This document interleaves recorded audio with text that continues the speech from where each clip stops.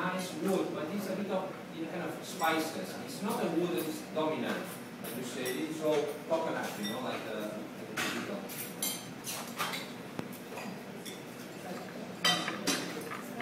Then, you know, you taste the wine, it has a good density, but still has a good acidity, it invites you to drink another glass. A lot of people always have asked, you know, which is the difference, you know, when they, for example, see the black label, the black label of the wine, and they see which is the difference between the French oak and the American oak. Because the winemakers, we love the Vavalis, American oak, the French oak, and so on.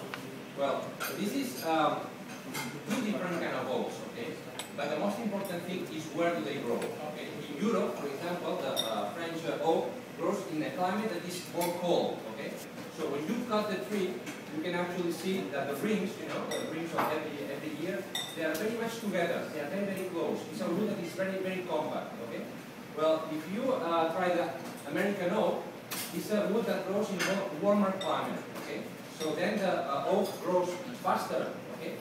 And then every oak has a little bit kind of tunnels, you know, like tubes, okay, that the oxygen can go through, okay? On the American oak, these tubes are much bigger because the tree has been growing faster, okay? On the French wood, the tubes are much smaller, okay? When you put the wine into the oak barrel, what you are doing, apart of bringing strong flavors of the oak, is oxidizing the wine, okay? It's a process of micro-oxidation, you know, like very, very slowly, okay? It's not like you are leaving the oak barrel open and then all the oxygen comes.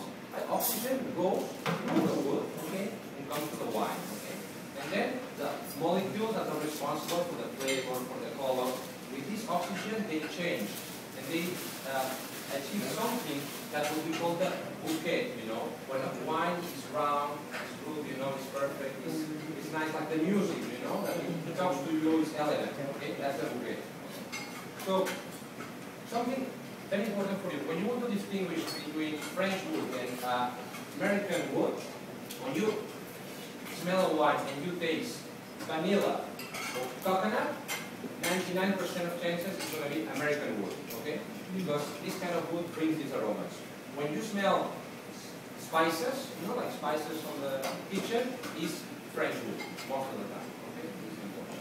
So these are white wines that we love to have, but not only for fish, you know, a good Chardonnay like this, you can also put it with a nice poultry, for example. You can also use it with meat, no?